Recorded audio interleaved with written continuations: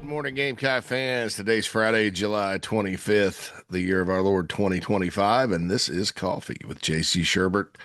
Thanks for joining me today, this morning. Hope you've had a wonderful week, and I wish you the best this weekend. Hope you have a good weekend. I think we got 5 Sundays after this one or maybe five, and no, it's five after this one, and the Gamecocks will take the field for the first time during a much anticipated 2025 football season, and certainly some things to kind of get done between now and then. We talked yesterday about the remaining players on the recruiting board for now from the high school ranks, and we'll see how all that turns out, starting with the Cozy Barnes announcement. The BigSpur.com will have complete coverage on Saturday night. The corner from Greensboro Grimsley High School.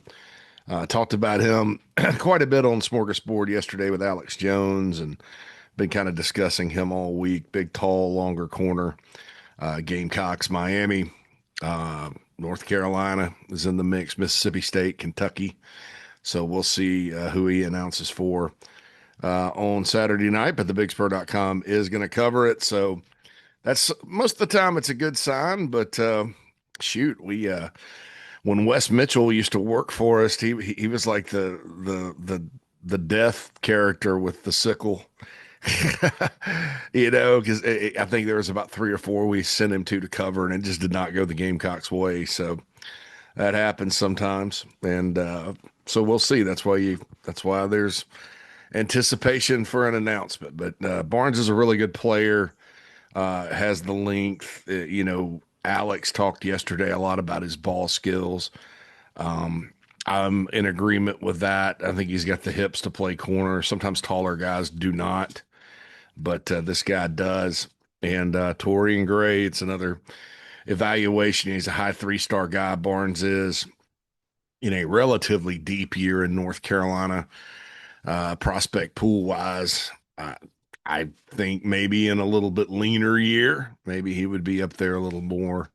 But solid offer list, goes to a really good high school football program, and certainly is a worthy take in the secondary, especially after missing out on Samari Matthews and Tamarian Watkins. You kind of look, and it's not that if those guys wanted to come, they wouldn't make room for them, but you do want to fill needs and hit your target numbers every single cycle. And so you got Tristan Lewis, and he's kind of the Watkins guy, projecting as a safety. And then you got Barnes, and he's kind of the corner.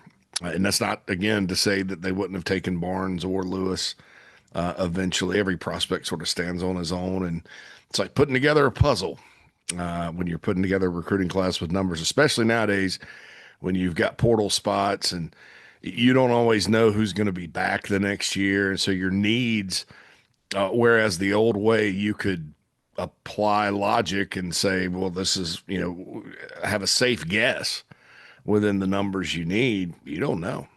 You don't know. I mean, this portal class, Shane Beamer and his staff signed that they're counting on this season. I think it's going to work out really good. I think. But you never know. There's a difference between thinking and knowing. You don't know until you know. That's true with college football in general, but with the portal and kind of the era we're in, and Florida State's a good example of having a portal class that Mike Norvell said it this past week when they were asking him about it. It was sort of long on potential and short on substance, and they took a lot of guys last cycle. And I don't think South Carolina would do this because they kind of the Gamecocks, Beamer, Darren Usher, those folks that are kind of doing the recruiting, heading up the recruiting, assistant coaches, the personnel staff, they vet players to kind of ward against that. But it's a lot like when I go to Walmart a few weeks back and, spray the backyard for mosquitoes. And, the wife talks me into the cheaper, generic bug spray. And yeah, it probably will work. It's worked before, but you don't really know. and that may be a bad example because that sounds like they're kind of doing something that gambling or whatever. It's all a gamble, no matter what. Um, because you can't really tell about a person's. I mean, people can fool you. Human beings are great actors, and things like that. But they try to do it, and they've done really well with it so far. I mean, Cole Kublik said that Beamer was, I think it was Cole, that said that Shane Beamer does more more with less out of the portal than any other coach in the league. And I don't know that more with less thing. I think that's kind of a buzzword to say, but the reality is some of these guys are really good, and they're just at other schools or whatever. Demetrius Knight. I don't know what coach from Charlotte or Georgia Tech told Shane Beamer last year that Demetrius Knight could not play for the Gamecocks. Demetrius Knight could play for any team in the SEC. I mean, that's the bottom line. Second round draft pick. The Cincinnati Bengals think so. That's a little bit of it too. Is that some of these players they brought in from the portal are actually really good players. And Florida State sort of brought in some guys that hadn't done much. Including Sean Murphy, who's probably going to start at linebacker for the Gamecocks. Sean's issue last year at Florida State wasn't healthy. So I think that's, if you're looking for sort of something to check a box with there to wonder, because to me, if it weren't for his specific situation, I probably wouldn't want to take anybody off that team. Now, I'm not going to be like the College Sports Commission, like what they try to do to collectives and shut it down. No nulls at all, because every situation is different. I mean, there is a group evaluation that you make with football, and then individuals, and sometimes it doesn't matter if you're on a bad. There's plenty of players that have been on bad football teams that have gone to the next level or gone elsewhere that have been really good. That's just a fact. That's just how the sport works. It's how any sport works. There's good basketball players who are on bad basketball teams that go and play well. Colin Murray Boyles, team lost 20 games this past year. Pretty good player. So, according to the Toronto Raptors. So it's just one of those things. But I think that, anytime you have new players in today's era, there's a chance they could go bad. I can't sit here and guarantee that South Carolina is immune from that. And not necessarily bad all the way with character and things like Florida State, but I'm sure Norvell didn't think that he had a bad bunch, and even after they lost Georgia Tech in the opener, which was a close game. I think that Boston College game reality sort of set in. And I think looking back on it, they made some bad decisions when they were making them. They on their recruiting board, they had Marvin Jones Jr. over Kyle Kennard just because of hype. Of course, Kennard wasn't that productive at Georgia Tech stats wise. Nobody really saw that one coming either. But it's one of those things where you gotta sort of be careful with who you bring in through the portal and how that's going to work out. And I think it'll work out fine at South Carolina. But like I said, there's no guarantee. So I just want to say that, there's a difference between what I think and what I know. And that's the case with all of us, that talk about this game. Coaches know, and people inside the program know, they're closer to know than think, than we are. We just try to analyze, but they don't know either. It's college football, man. You try to do the best you can and get that. And that's the kind of the scary thing about Virginia Tech. Brent Pry was talking, their head coach, about how they feel like they have more depth and they like their group, and, they're going to try to give South Carolina all they can handle. And, he was really complimentary of the Gamecocks, but that's a scary, scary game. And I get back to the Old Dominion game last year where, the kind of the talk and the reason that one was a great escape, gosh, had that one not gone the Gamecocks' way, I don't know that anything the team could have done for the rest of the year, it would have been sufficient. You know, of course, Notre Dame lost to Northern Illinois and ended up playing for the national championship. So there's precedent there. Notre Dame didn't have to go through the teams the Gamecocks had to go through. But I think coming off 5-7, you lose to Old Dominion in the opener. It's going to get really toxic, and the belief, the confidence, all that, especially with a quarterback with Sellers. It's not going to. I don't know. I don't know what happens. But one of the reasons the outcome of that game was as it was, and what gave them trouble was number one, Old Dominion's defensive scheme was different. But then number two, Shane Beamer said this, is that they had a lot of new players. And so when you're a coach and coordinator, game planning, breaking down, film, you're not only looking at like their scheme and how to attack it. Well, what are they going to run? Well, what will work against this, that, and the other? You're also looking at their players. And Steve Spurrier was a master at this on offense. He would. Florida used to play LSU every year, right? Most of Spurrier's tenure at Florida, LSU was kind of in the wilderness as a program. It was before Nick Saban got there. They weren't very good. They had a few good years here and there. I only think they beat Spurrier like once, maybe twice. Out there, it was a night game under Jerry DiNardo, but I don't remember what the DB's name was, but he was talking. They're interviewing him about Steve Spurrier, and he's like, "Well, we were playing him in the swamp, and I was covering the receiver over there toward their sideline, and Spurrier looks out at the quarterback. I think it was Noah Brandeis, and says, 'Throw it to this guy right here, out pattern.' Just told the DB what play was coming, and sure enough, it was complete. He would find, he'd look at the film, sometimes just watch it on TV and be like, he can't cover. Our guy can match up with him well, and he'd find those matchups and exploit them. When you're trying to kind of piece it together, which I talked about a puzzle with recruiting earlier, you're trying to fit that whole thing together to get a game plan for Virginia Tech, and you got to watch film on 15 different schools for 15 different players and cut ups and all that good stuff. So that's tough. And then guess as to where they're going to play them, and guess as to this new scheme from the defensive coordinator. He was kind of an assistant to an assistant with the Arizona Cardinals. Maybe he's the linebackers coach.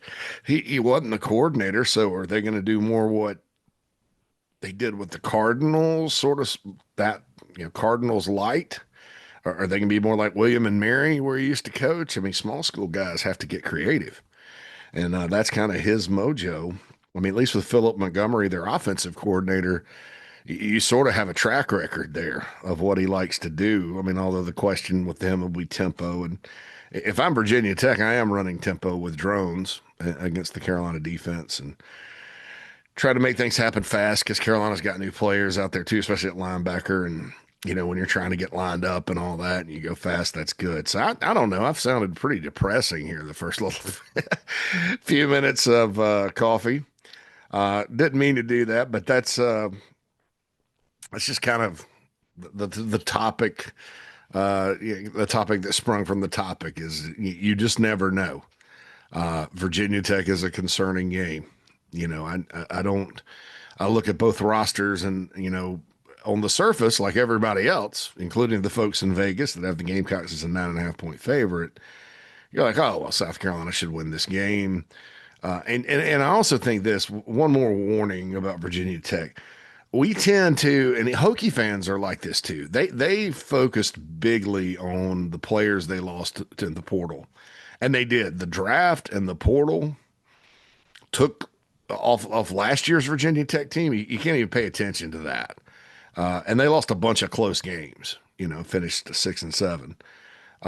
Probably should have won 9, and remember there were a lot of folks that thought Virginia Tech would challenge in the ACC, last season. They just lost too many close games. They were robbed of one at Miami by the ACC office. I'm convinced of that. Um, they lost by Rutgers by a field goal, Vandy in overtime. It's just close loss city for those guys. But that's not even applicable because everybody's gone. I mean, except drones. You know, I think they had a running back. Was he drafted? Yeah, he was drafted. Members of their secondary were drafted. A corner and a safety are at LSU now. Their big left tackle, who was really good, who's from Wells Branch in South Carolina. He's at Auburn now. Champlain. Uh, that guy was about like 360 pounds coming out of Wells Branch. Virginia Tech made a good evaluation and developed him. And now he was off to get paid at Auburn. So, and Hokie fans have focused on that, like who they've lost, rather than who they've gotten. And, I think some of these guys that they've gotten are good. The running back from Bowling Green, he had about 900 yards last year. And if you remember, Bowling Green gave Texas A&M all they wanted. I believe this, yeah, and was it Penn State too? Yeah, they didn't do much in the MAC. It's crazy. The MAC last year, you had teams like Toledo, Bowling Green, Northern Illinois, either playing big time programs close on the road or winning them like Northern Illinois did. And I think Ohio University won the conference. They didn't win the conference. That was interesting year, the MACtion last season. But, you just don't know, with Virginia Tech. And, hearing Brent Price say that, I don't know. Maybe it's July 25th. We're getting closer and closer and closer. And maybe I'm just a little nervous Nelly here on Friday. But all that aside, what I think will happen is South Carolina's going to have a pretty good football team. Will they? People ask me for record predictions all the time.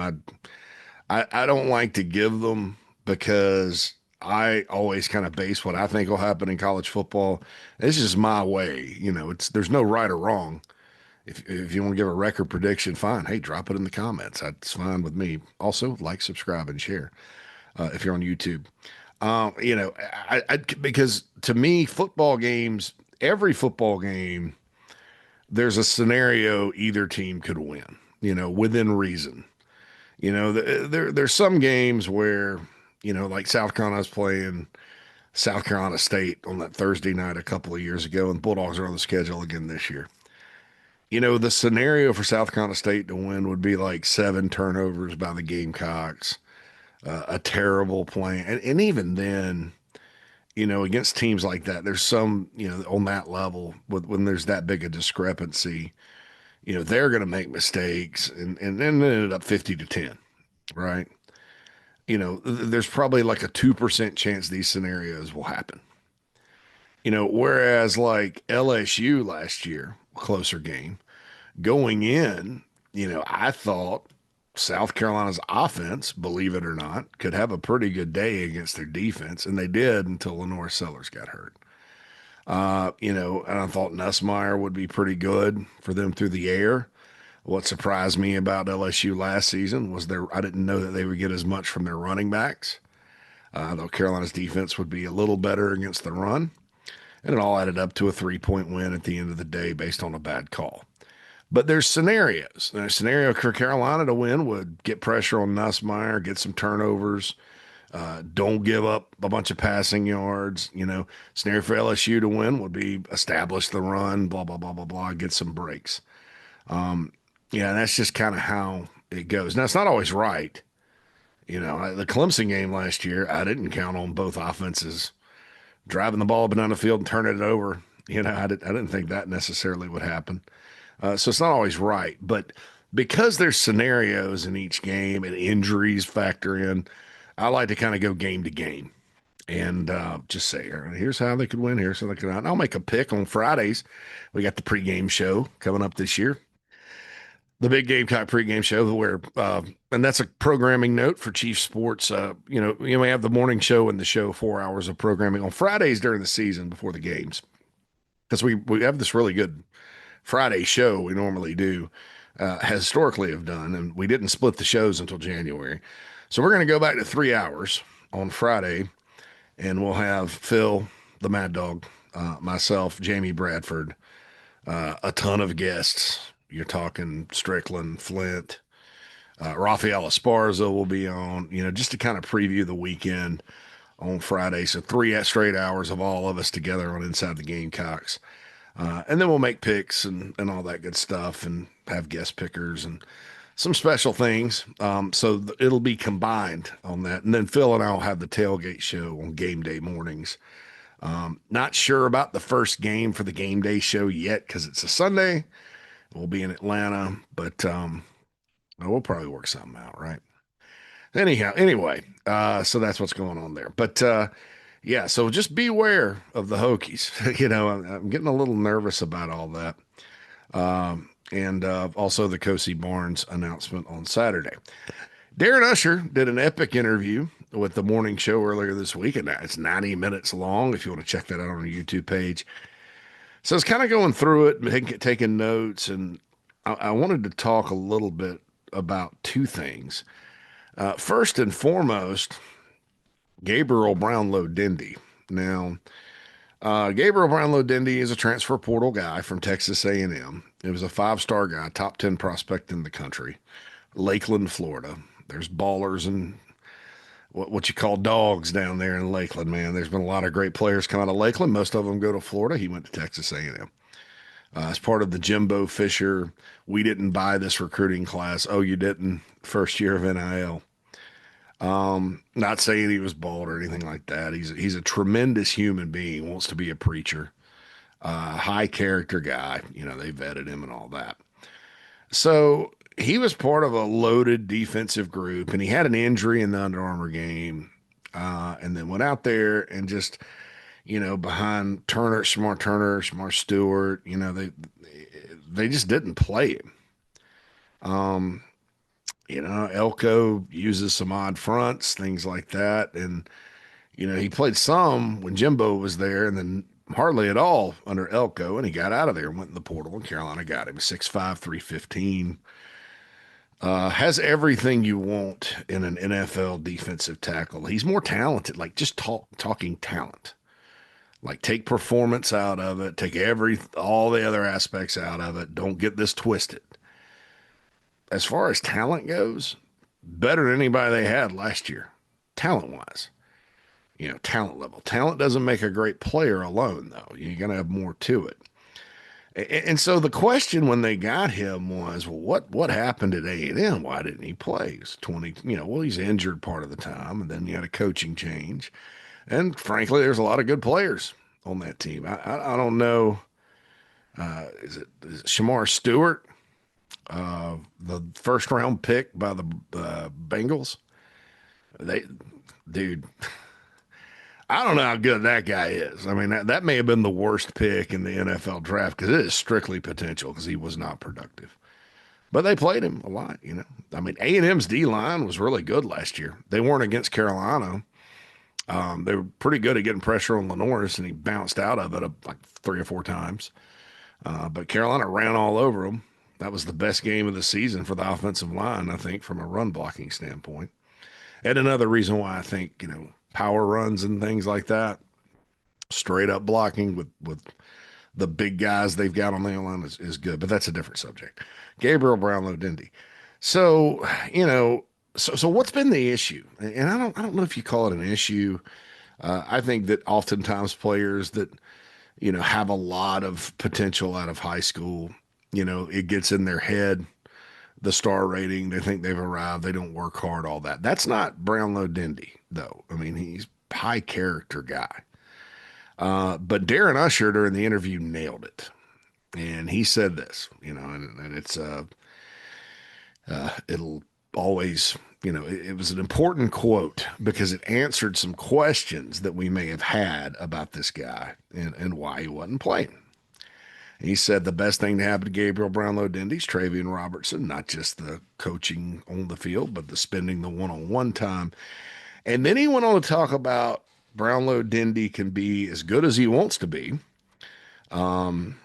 And when he's kind of locked in and going, he said he could be the strongest and most athletic player on the entire roster. So that's good. You know, he could be as good as he wants to be.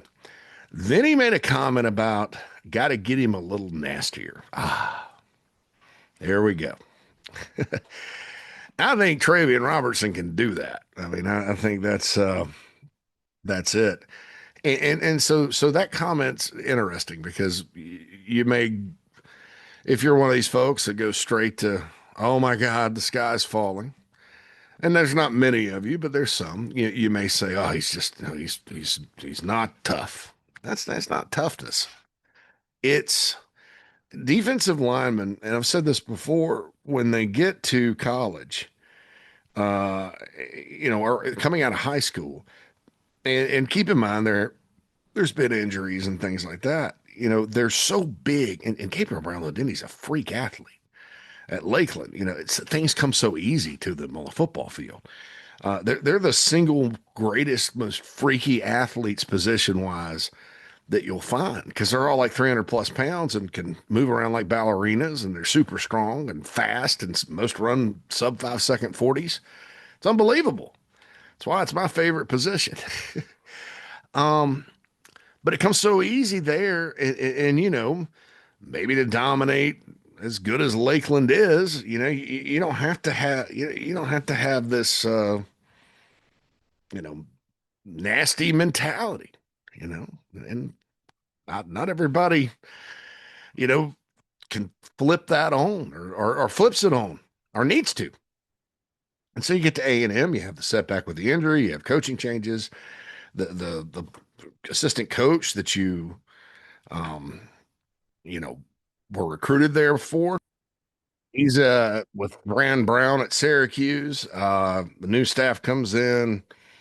Yeah, I mean A&M is an outstanding academic school, and Brownlow-Dendy's a good student. So I mean he stuck it out academically, but a lot can go wrong if you desire, like most incoming defensive tackles. And I've made this point with uh, college programs stupidly paying high school D tackles, no matter how freaky good they are, uh, seven figures out of high school. Because these guys sometimes they need the kick in the butt because it's come so easy to them, the whole time, and it's not in college.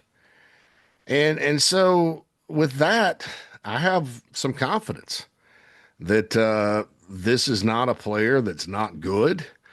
This is not a player that's soft or whatever. This is not a player that needed a big adjustment. This is a player that needs tweaks to reach his enormous potential. And I think Travian Robertson can do that. If you look at how much better and more consistent he got guys like TJ Sanders and Tonka and Boogie and all that. So that's encouraging to me. It sounds, and it also for you out there and for me too, that comment shed some light as to why he maybe didn't play at A&M. A lot happened there. Nothing bad, but pretty normal. And I can take normal. I think if it's a normal adjustment, it's fine. And I'll tell you this. I was talking to somebody that covers Georgia Tech pretty closely, gosh, in November. And we got on the subject of Kyle Kennard. And Kyle, when he was at Tech, and you saw some of this early, and he got better at it. They coached it out of him. Some of the penalties and things like that. He was very undisciplined at Tech. And so when he went to leave in the portal, they were like, well, we're gonna pass on getting into the money thing. And trust me, Kyle didn't make that much money. And that's some of the numbers you see. I mean, I think he would have had higher offers had he had 10 and a, or 13 and a half sacks when he got in the portal. But Kyle got to Carolina, and then they coached it. They knew what he needed to be coached to do, and he did it. And I think when you talk about player development comes up, and I think this staff's really good at long-term player development. Obviously, we've seen that, but I think they're also pretty good these days. You got to be good at short-term player development. because a lot of these portal guys, you're counting on them to be in your two deep. They get there, they have the winter, they have the spring, they have the summer, and they got to be ready to go. Case in point, last year, Kyle Kennard started. He is his first year. You had two offensive linemen, Simpkins and Bell started. Rocket started. Gosh, I'm sure some Jared Brown, Gage Larvinan, take your pick of the incoming portal players. Vendrevius Jacobs at receiver last year started. It's happened. I think DeAndre Jules would have probably, had he not gotten hurt, played a whole lot. Bengali Kamara was in the two deep. You got to get all those guys ready. Every staff in the country does. And so I think the staff, so far has been pretty good at that, getting guys that are there, coming in and get them ready to go. And so that gives you some confidence, when you look and see, well, there's little tweaks with older players that they make, right? It's not a full blown. I mean, some guys come in, you need to get them slimmer. You got to, we're going to talk about the strength program in a second. But, you know, when you look at the short term development, there's different things you can do here and there, but these are older players. It's usually, if they're good enough to come play for you, a matter of tweaking their game. And I think, especially on defense, on the defensive line, they've done that. And you hope they can do it again, especially in Gabriel Brownlow-Dendy's case, because if it's a intensity, what as Darren Usher described it, nasty thing, and can you play nasty, that kind of deal. Unless it's just a situation where he's just never going to get there. And I don't know that they would have taken him had that been the case. I think sometimes when you're talking about a mental approach to the game, sometimes it takes the right situation. And again, he went halfway across the country for college from Florida. You're halfway across the country. Of course, he spent 3 years there. I mean, so he's pretty comfortable with it. But you got a new staff that comes in, and the guy that recruited you is gone, like I said, to Syracuse. I mean, sometimes that's no matter how much they try to reach you, maybe they didn't try to reach you. I mean, there's all kinds of things that happen, and especially with A&M's case, where they got studs already. So Travian Robertson, I think is a good match. I agree with Usher on this, and you can only hope and cross your fingers. I think that there's a good, strong likelihood that this is successful. That this is the right answer for Gabriel Brownlow-Dendy. And again, it gives us the answers as to maybe why he wasn't playing so much. It's a typical journey of a defensive tackle, folks. I love them. They're good, but they sometimes they're complicated, and you just want to open up their head and pour in, the aggression and stuff and consistency. And if you think about it too, I've said this many times, TJ Sanders, as great as he was last year, woefully inconsistent. Think about 2023, where he was good and got on draft boards. But look at the difference between TJ and the Georgia game, where he dominated Georgia. I mean, he was a dominant player. And that was week, 3 in Athens? And then his normal performance. Now last season, he was a baller every single time. And keep in mind, Travian Robertson did not get to South Carolina until like May or June before 2023. So he was coaching these guys, didn't have a relationship with them. A lot of veterans, sometimes that takes adjustment. And sometimes it does take a year.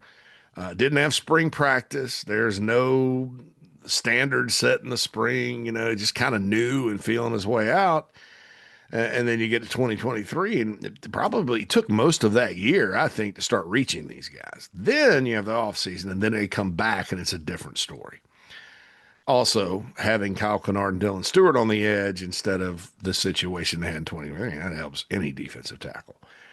So, bottom line is, and what Gabriel Brownlow-Dendy is obviously the focus here, but whether it's Devontae Harris, whether it's who else? Monkel Goodwine in his second year. Nick Barrett obviously has gotten better. Xavier Hardy, who Darren Usher did say has had a good offseason. Troy Pikes, who just got in. Christian Ingram, Caleb Williams, whoever. I think that that's the key is the coaching aspect of it. And I think they're in good hands. I mean, I think Travian Robertson wasn't just a guy that was working at Tulane, that played at Carolina, that everybody's in the glory years and Shane was familiar with. He has a track record. D-line at Georgia State developed under him. Jordan Strawn, who, unfortunately his last year, he was coming off an injury, wasn't the same player. Yeah, he was a walk-on wide receiver at Georgia State. And Travian, who had the whole D-line there, turned him into the nation's sack leader at defensive end. I've told the story many times. When he was at Tulane, they go out to Kansas State. Kansas State, well-coached team, tough place to play. They don't get upset very often. Tulane beats them, and the story of the game is the Tulane defensive line dominated them. And Tulane, they're in Louisiana. That's kind of a mini D-line heaven, if you will. But it's, they don't, Tulane doesn't always get top flight defensive linemen. So there's a more with less thing there. So you give Travian a guy like Brownlow-Dendy, and as long as he accepts the coaching and all that, I think good things can happen.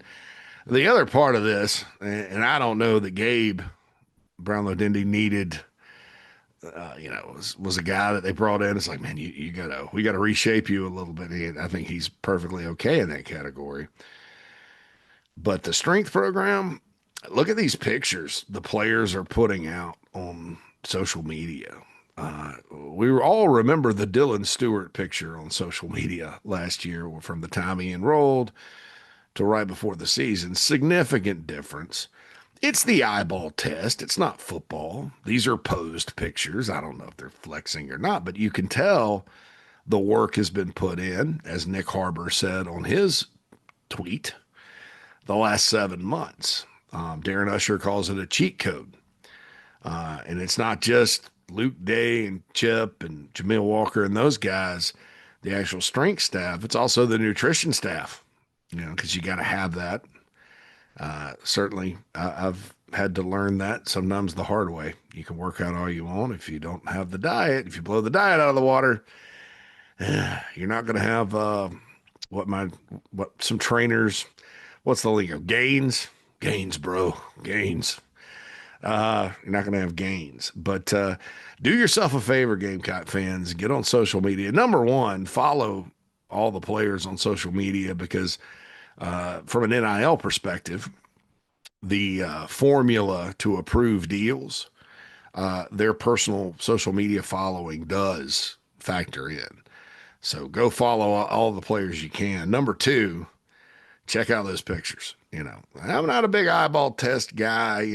I've seen, I always talk, speaking of defensive tackles, it was 20 years ago. Albert Hainsworth, complete baller when he wanted to be a baller. Probably not a guy's going to put a before and after picture out there. High school team went 0-10. His senior year, he had 8 tackles. So that started my theory on D tackles. But anyway, and just some guys that stood out. Nick Harbor, obviously, not that the Olympic level athlete needed to transform, but he's made some strides. Jordan Gitteron's the one with me. I mean, he's young, should be, finishing up his junior year of high school right now. Or, I'm sorry, should be heading into his senior year of high school right now. The calendar's all off. In my mind, it's still May. Anyway, that guy, from the time he enrolled till now, gosh, looks good. He's a wide receiver. Malik Clark looks like $1 million. One of the ones that got a lot of attention yesterday was Maurice Brown. And I said on the show, if you combine what he looks like now, and he's always been a fantastic athlete, And with what Sean Elliott talked about his explosiveness, and he is explosive. We watch him jump up and block that punt last year. That's explosiveness. Yeah, Maurice Brown could be a dark horse for a player to watch this year. Maybe he goes on the dark horse list or something. But there's no harder worker on the team than Maurice Brown. Great player now on scholarship and all that. So check those guys out. They all look pretty good. Rasul Faison. And that was the big thing about Faison. And no, I don't have an update. I don't even want to get off on that subject, but he was listed at Utah State at like 205, and he's up to 220 now, and it's noticeable. It happened kind of in the winter. So what you saw him do in the spring game, he didn't lose any speed, anything like that. Is with the added muscle, and I think in the SEC you need that at running back, especially, or really most. If you're in any Power Four conference that cares about defense. I'm looking at you. I don't know. Is the Big 12 still like not playing defense for the most part? Probably. I'd have to go look though, because I mean, you bring in a Utah and a BYU and schools like that. Defense may make a comeback in that league, but nevertheless, he wasn't in the Big 12. He's in the Mountain West. So we'll see. We'll see kind of if he gets cleared. But do yourself a favor, go look at the pictures on that. And I just want to big shout out to the strength and conditioning staff, the nutrition staff. I mean, this is first class. I mean, this is the best situation I think Carolina's had in that department. And then you throw in the facilities and resources are even better. I mean, since Craig Fitzgerald and then Joe Conley took over when Spurrier was there, they had a really good strength program then. And that's no offense to any of the other guys. I'm not throwing shade at any of the other strength coaches, but this group, I mean, you've got a guy that used to be the head of strength and conditioning at Arkansas. You have Luke Day, who's a dynamic, different dude, great motivator, certainly knows his stuff. Chip Morton is with NFL for a long time. These guys are rock stars. Yemi, the nutrition staff person is that they hired was with the Chicago Cubs. I said yesterday he's living my dream of leaving Chicago, coming back to Columbia. Man, he's been fantastic. Beamer knocked it out of the park with him. I mean, all those folks, and if you think about now versus then, like Spurrier, there's just a lot more resources. Beamer mentioned this. There's more resources now at South Carolina than ever. And this is kind of goes into resources. All these people cost money. They make money. To feed these guys good food, it costs money. Trust me. I got two teenagers here. I go to the store every day. It costs money, and there's an investment there. And Nick Saban did that at Alabama.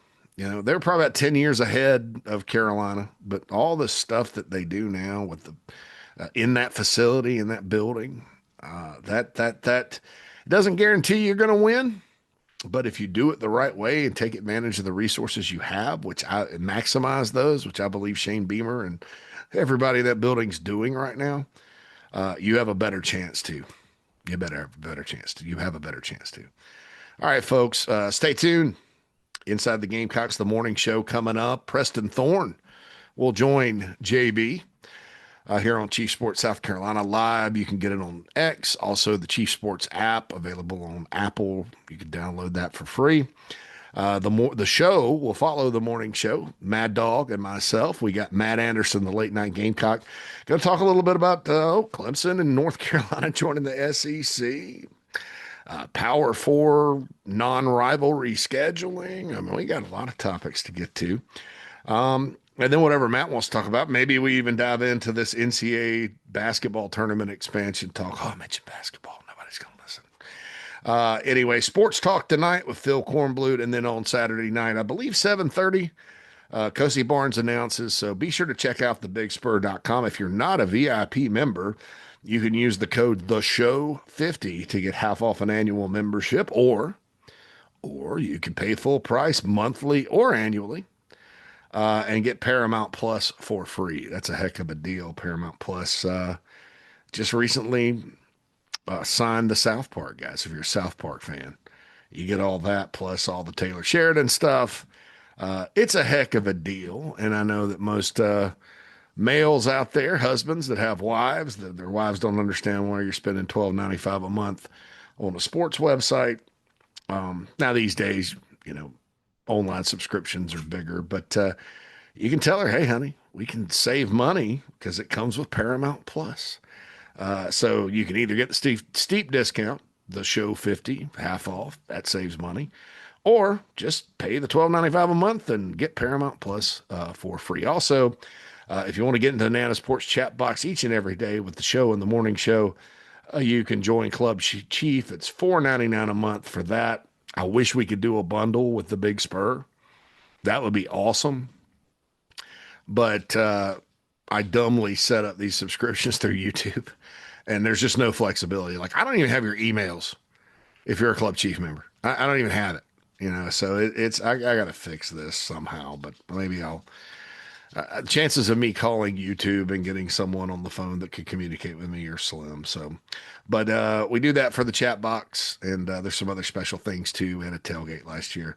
So join up, $4.99 a month. It's right here on the YouTube channel if you want to communicate with us live during the show. All right. I enjoyed it this week, folks. It's been fun. Coffee, the show, all that, getting excited, getting ready for the season to start. This has been JC Shurburtt's Coffee. I'm out. Holla.